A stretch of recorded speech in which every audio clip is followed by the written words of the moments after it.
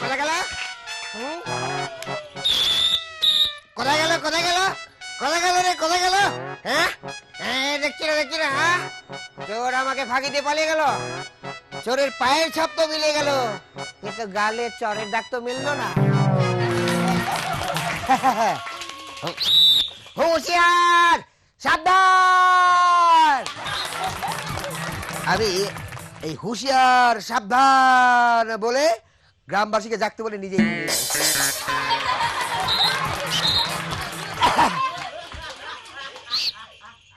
এই চৌকিতে শুয়ে দ্বার অর্থাৎ দরজার দিকে তাকিয়ে থাকি বলে লোকজন আমাকে চৌকিদার বলে।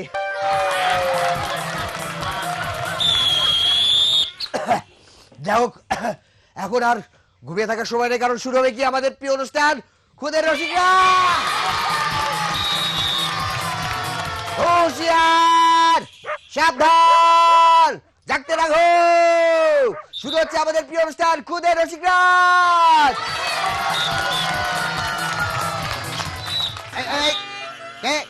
কে ওখানে? কে কে ওখানে? আমাদের প্রিয় মানুষ কি ম্যামেরা হাত তালে। কে কে কেউ আমার সন্দেহের বাইরে না, তাই তো? হ্যাঁ, কে? আমাদের মুগ্ধ, হাত তালে একটা। সবাইকে সাথে নিয়ে আজকে আমি রয়েছি আবু এনা রনি, সবার প্রিয় চৌকিদার। ওকে, আজকে চোর খুঁজে বের করবো, কি বলো? ওকে, এখন একটু চুপ, কোনো তালি দিও না, কারণ আসছে এবার শরীয়তপুর থেকে লিওনা।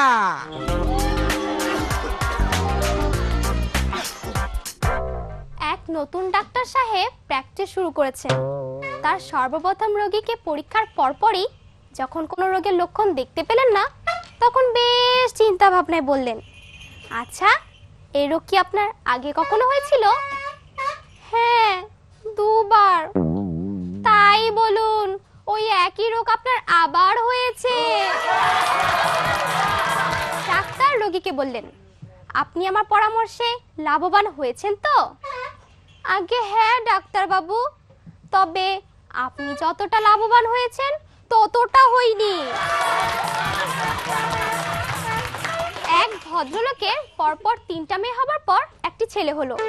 তিনি তার নাম রাখলেন স্বাগত। পরে আবার একটা মেয়ে হয়ে গেল। এক প্রতিবেশী বললেন, এবার নতুন মেয়েটার নাম কি রাখলেন? ভাবছি নতুন মেয়েটির নাম রাখবো আর না, তার চেয়ে একটা ভালো নাম মাথায় এসেছে, বলবো? কি নাম বলুন? এবার ছেলের নামের সাথে মিল রেখে মেয়েটির নাম রাখুন। ভাগো তো। একদিন আমি খুদে রসিকরাজের পারফরমেন্সের প্র্যাকটিস করছিলাম। আমি আমার বান্ধবীকে জোকসগুলো শুনিয়ে জিজ্ঞেস করলাম, কি রে, হাসলি না যে? কিছু মনে করিস না ভাই, এখন বড্ড ব্যস্ত আছি, একটু ফ্রি হলে হেসে নেব।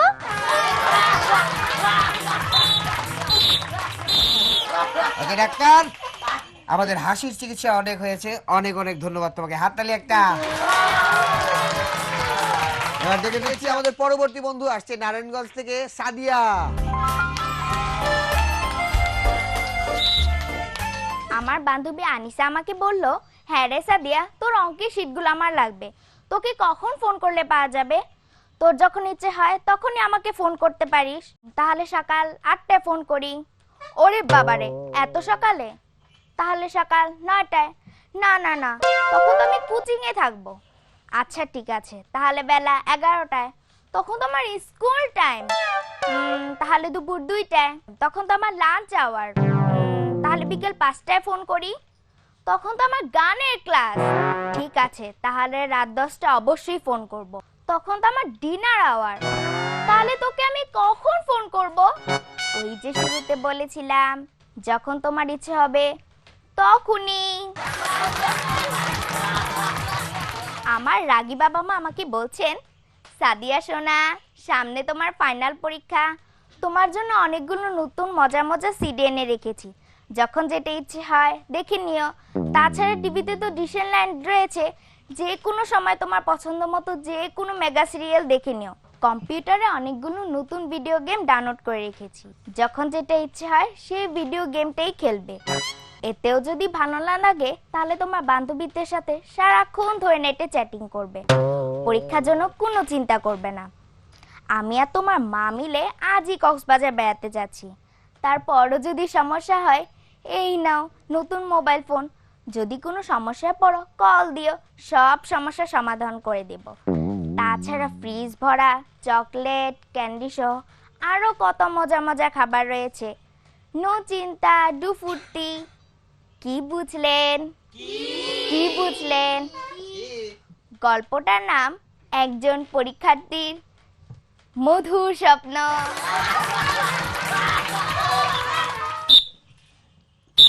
কেমন লাগলো তারপরে বলো? পরীক্ষার টেনশন সবার নাই, তাই না? এই জন্য একটু আনন্দ বেশি হচ্ছে, কি বলো? তোমরা সবাই পরীক্ষা পাস করেছো?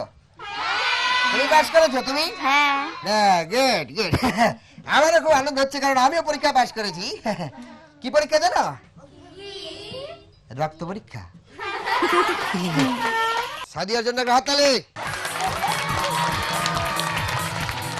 ওকে বন্ধুরা, এবার ডেকে নেবো মুন্সিগঞ্জ থেকে আসছে অর্পি।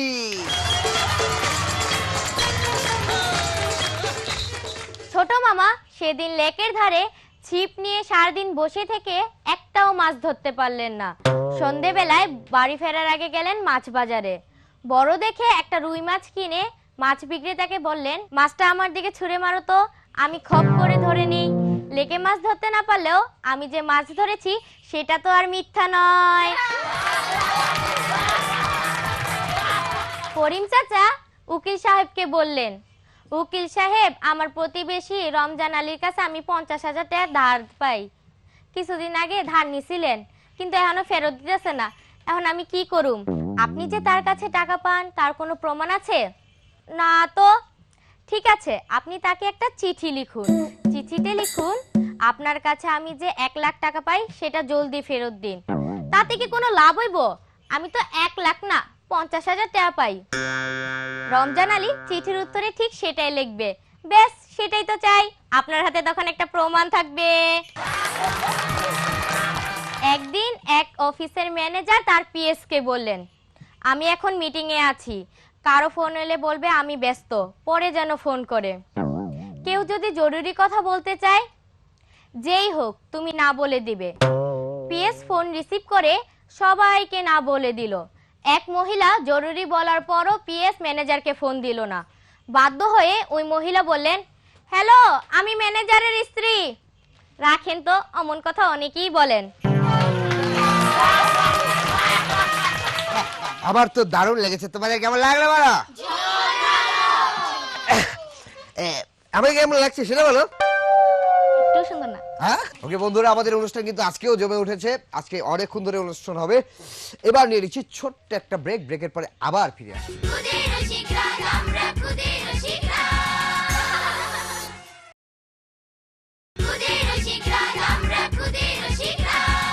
একটা চোর আমি আজকে কিন্তু ধরেছিলাম। একটা হাত নিয়ে আমার জন্য দাও। আমি আগে ধরে হাতে নাতে ধরে বলে, ভাই তুই এরকম দোকানের এই চাবি খুলছিস কেন, তালা খুলছিস কেন?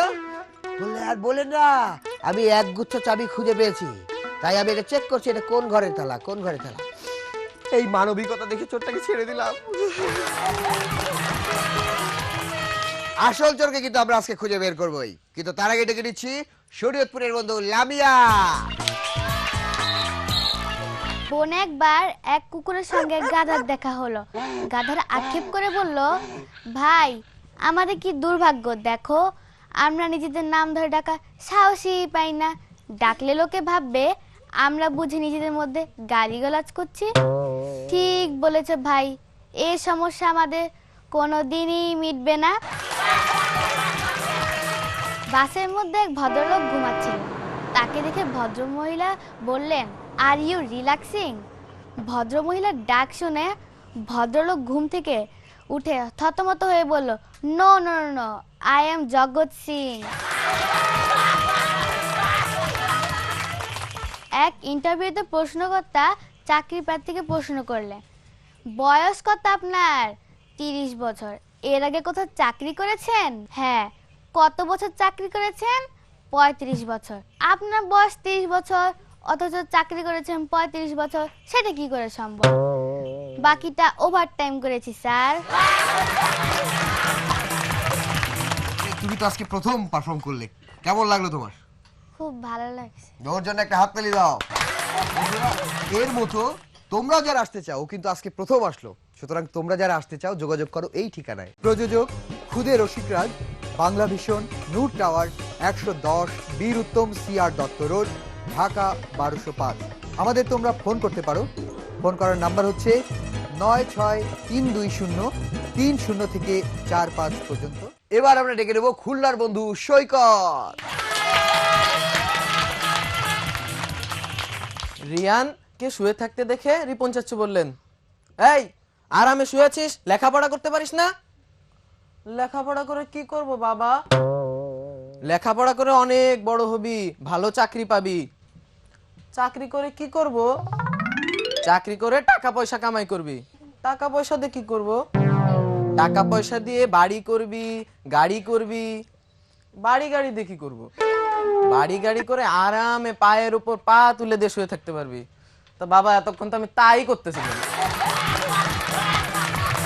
দাঁড়াও, আমি অনেক টাকা পয়সা জমাচ্ছি, কারণ কি জানো? কারণ টাকা পয়সা জমিয়ে আমি একটা বাড়ি করব, তারপর নিজের বাড়ি পাহারা দেব। আমি কম্পিউটার কিনে বাবাকে বললাম, বাবা আমি কম্পিউটার কিনেছি। কই দেখি। এই দেখো, এটা কি? মাউস। এটা কি? মনিটর। এটা কি? সিপিইউ। আর ওইটা কিবোর্ড। ওরে হতো ছাড়া, তখন থেকে এটা দেখাস ওটা দেখাস, তোর কম্পিউটার কি? সেদিন মামার অফিসে গিয়ে দেখলাম মামা টেলিফোনে কি ব্যস্ত। হ্যাঁ হ্যাঁ, কুমিল্লা থেকে যে গাড়িটা আসার কথা ছিল এসেছে? না না, আমি অনেক ব্যস্ত আছি। হ্যাঁ হ্যাঁ, আমি কালকে মিটিং এ আসতেছি। ফোন রেখে মামা দেখলো পাশে একজন লোক দাঁড়িয়ে আছে। আপনার কি চাই? আপনি কি করবেন? আপনি এতক্ষণ যে টেলিফোনে কথা বলতেছিলেন ওটা নষ্ট, ওটাই ঠিক করাতে এসেছি আমি। করিম চাচা রিপন চাচুকে বললেন, আমাকে একটা চিঠি লিখে দাও তো। না, আমি চিঠি লিখতে পারবো না, আমার পায়ে ব্যথা। পায়ে ব্যথা? পায়ে ব্যথা তো চিঠি লিখবো তো হাত দিয়ে, পায়ে ব্যথা তাতে কি? না, আমি অত দূর হেঁটে যেতে পারবো না। হ্যাঁ, হেঁটে যেতে পারবে না মানে? না, আমার হাতের লেখা এত খারাপ যে আমি ছাড়া আমার হাতের লেখা আর কেউ পড়তেই পারে না। তো যাকে চিঠিটা লিখবো তাকে তো আমারই পড়ে দিয়ে আসা লাগবে। পায়ে ব্যথা নিয়ে অত দূর হাঁটে যাবো কিভাবে?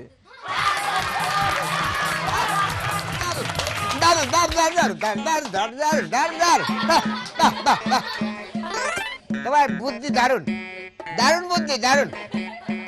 কি হাসার কি হলো? লম্বা লোকের বুদ্ধি হাঁটুতে থাকে, এটা আমি তাই শিখে আসছি। ওকে, হাততালি একটা ওর জন্য।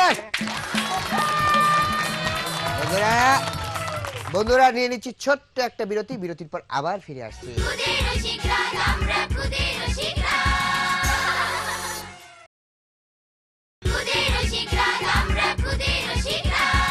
একটা কারণে আমার মন খারাপ, কারণ হচ্ছে আমি আমার প্রমোশনের জন্য গিয়েছিলাম ম্যাডাম। তো বড় স্যার আমাকে বললো, আচ্ছা তুমি প্রমোশন চাও, দেখি তোমার তোমার শিক্ষা কেমন হলো, তুমি এতদিন কি শিখলে? সোজা হও, আরামে দাঁড়াও। বলে এটা কি হচ্ছে? আমি স্যার আমার এইভাবে আরাম লাগে স্যার।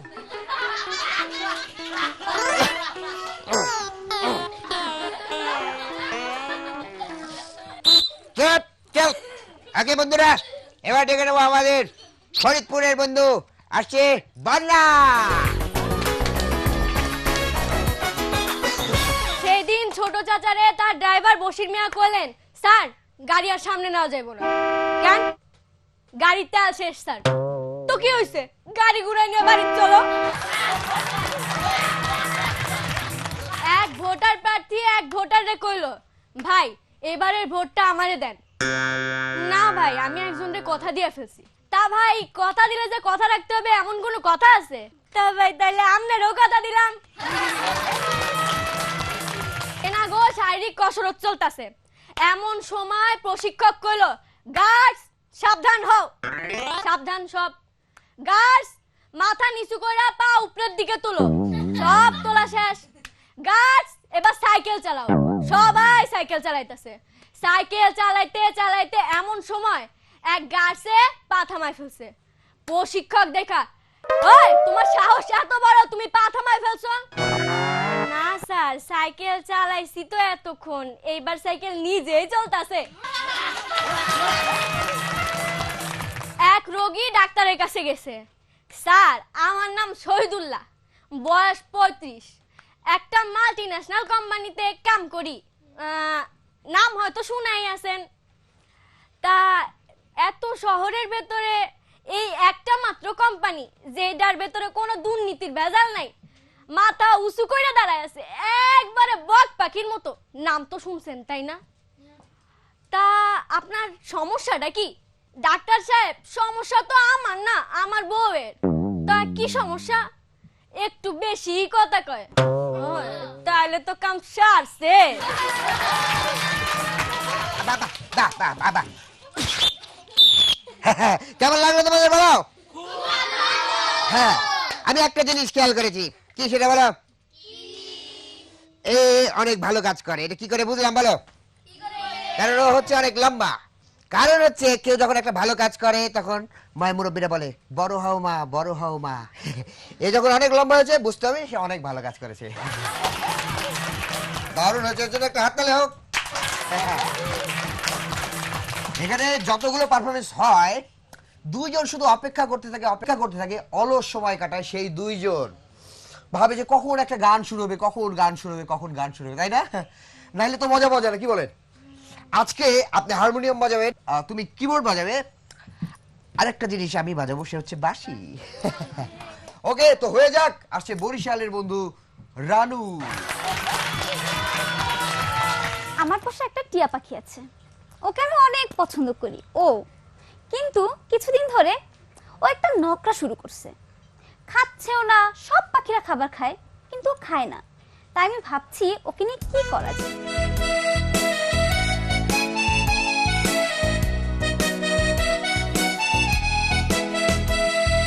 সব পাখিরা খায় রে খাবার, ভুট্টা গমের দানা, আমার পাখি খায় না খাবার, খাইতে কেবল মানা। পাখি রে আমি তোমার পায়ে পড়ি, আর খাবারে নজর দিও না। সব পাখিরা খায় রে খাবার, ভুট্টা গমের দানা, আমার পাখি খায় না খাবার, খাইতে কেবল মানা। পাখি রে আমি তোমার পায়ে পড়ি, আর খাবারে নজর দিও না।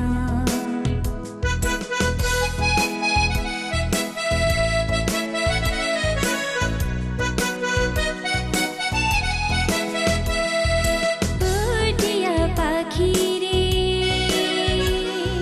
কথার পিঠে কথা বলে, আর নয়নে যা মনের মতো গান নাহি গা। গানের কথা জানি না, প্রাণে দাবি করি না, রাগ কমিয়ে খাবার খেয়ে না। তোমার খাঁচা ভালো না লাগিলে বনি চইলা যাও, খাঁচা ভালো না লাগিলে বনি চইলা যাও। পাখি রে আমার সবুজ টিয়া পাখি, তোমার সাথে কথা বলবো না।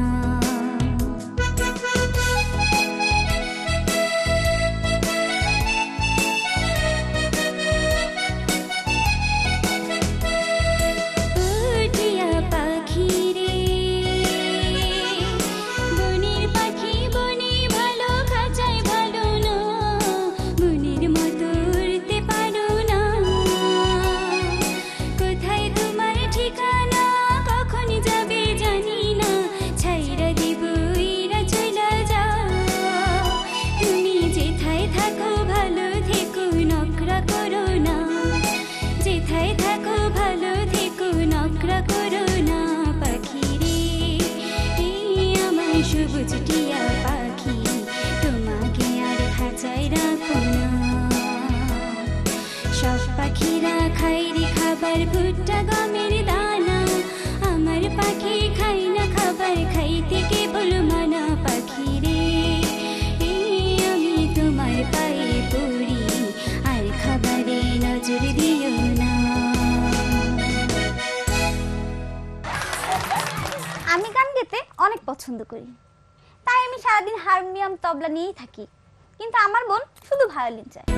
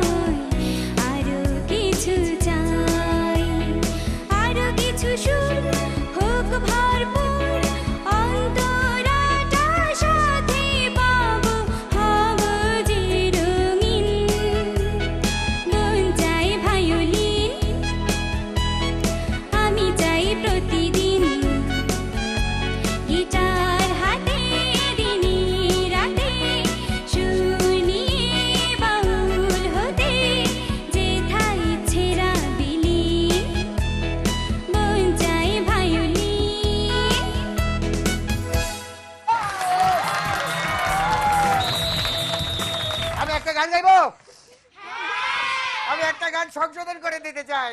করবো? করে বাঁশি শুনে আর কাজ নাই, সে যে চৌকিদারের বাঁশি। ওই গানটা শুধু ডাকাতদের নিয়ে কেন হবে, আমাদের নিয়ে একটু হওয়া উচিত, কি বলো? ওকে বন্ধুরা, সামনে যারা রয়েছে অনেক মজা করলে, আর আমরা তো মজা করলামই, তাই তো? ওকে, আবার দেখা হবে সামনের সপ্তাহে। ভালো থেকো, সুস্থ থেকো, খোদা হাফেজ।